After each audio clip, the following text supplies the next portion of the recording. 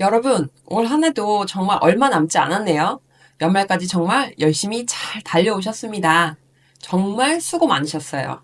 이제 1월이면 한 해의 살림살이에 대해 연말정산을 하게 될 텐데요. 연말정산하면 보통 환급 받으시나요? 아니면 뱉어낸 경험이 더 많으신가요? 저는 올해로 직장생활 18년 차인데 매해 세금 환급을 100만 원 이상 받았어요. 맞벌이 다둥맘이 되고는 부양가족이 늘어났으니 당연히 더 많이 돌려받고 있겠지요. 이렇게 세금 환급 잘 챙겨봤던 저도 적어도 80만 원, 많게는 100만 원까지 세금 환급을 더 받을 수 있는데도 제가 놓치고 있었더라고요. 이 방법은 올해 12월 31일까지 챙기셔야 하니 오늘 영상 끝까지 보시고 연말정산 환급 더 받으시길 바라겠습니다.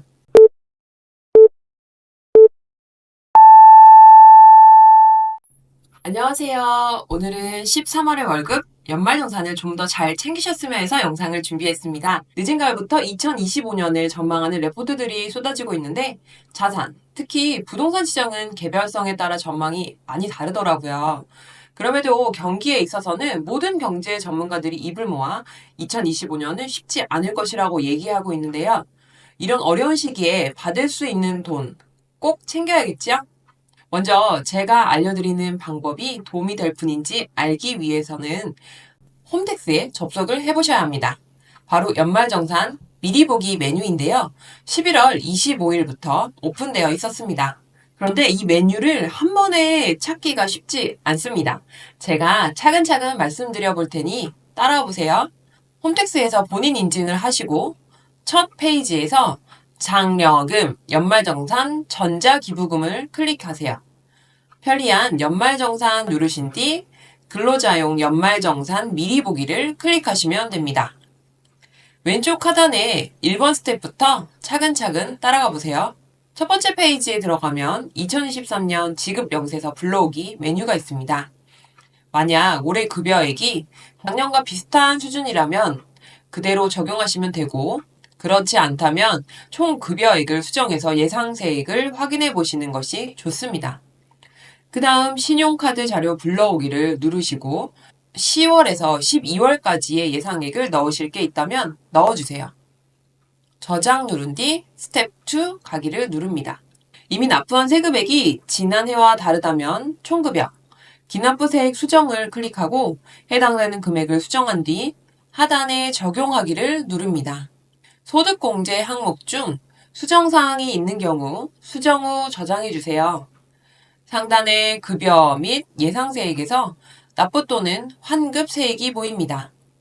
여기서 차감징수 납부 예상세액이 기납부 소득세액과 같으신 분은 오늘 제 영상을 더 들으실 필요가 없답니다.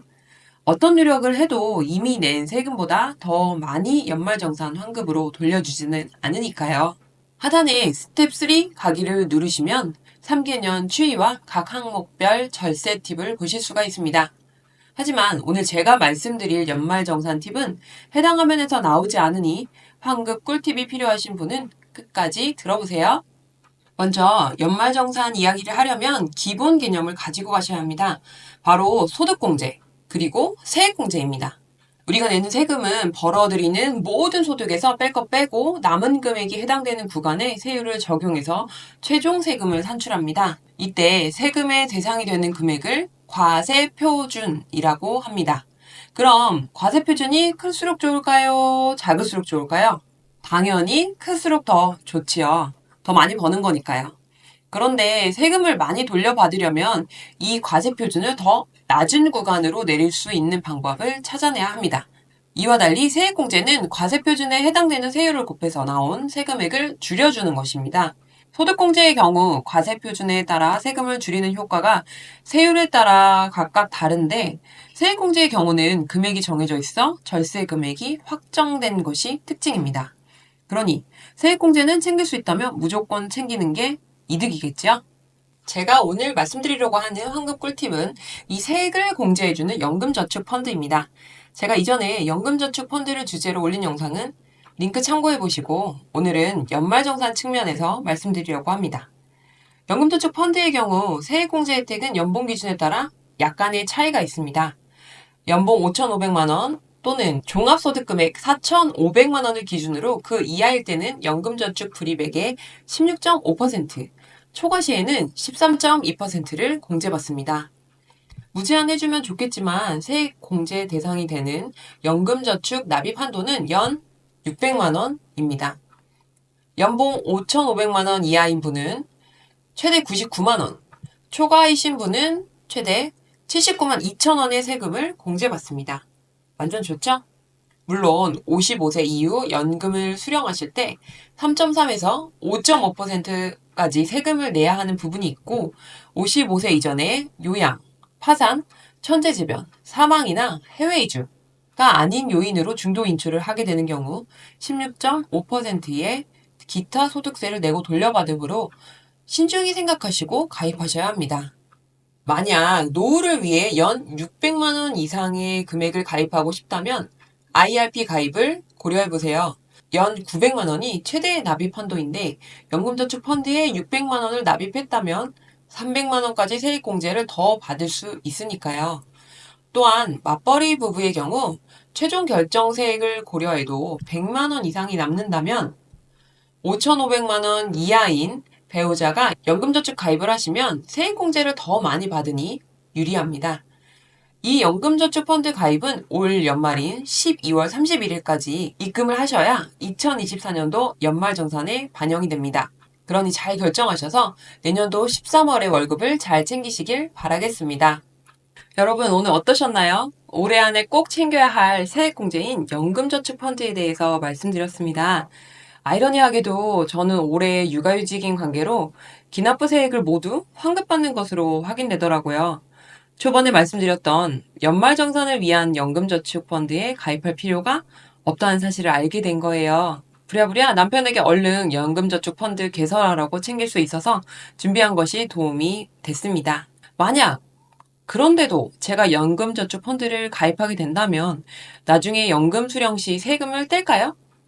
제가 알아본 바로는 연금 수령 개시 전에 세액공제 확인서를 증권사에 제출하게 되면 세액공제를 받지 않은 금액에 대해서는 연금소득세를 떼지 않더라고요. 역으로 세액공제를 구분하기 위해 두 개의 연금저축펀드를 개설한다고 해도 계좌별 세액공제가 아니라 사람별, 즉 인별공제이기 때문에 1년에 최대 600만 원까지는 꽉 채워서 세액공제를 계산해주는 것으로 확인됩니다. 어떤 분은 세액공제와 연금소득세와 같은 세금에만 초점을 둬서 불입 시에 세액 공제 혜택이 없지만 향후 연금을 수령할 때 세금을 내지 않는 연금저축보험을 추천하시던데 저는 비추합니다. 연금저축보험의 경우 신계약비를 비롯한 수수료를 꽤 많이 떼어내기 때문에 펀드처럼 좋은 수익률을 기대하기가 어려운 구조입니다.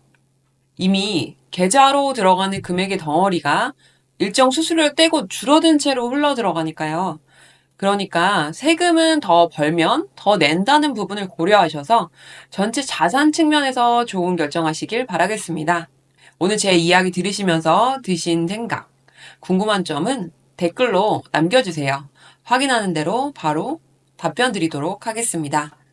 저의 이야기를 조금 빨리 듣고 싶으시다면 구독, 좋아요, 알림 설정까지 해두시면 됩니다. 오늘도 끝까지 들어주셔서 감사합니다. 다음 주에 만나요.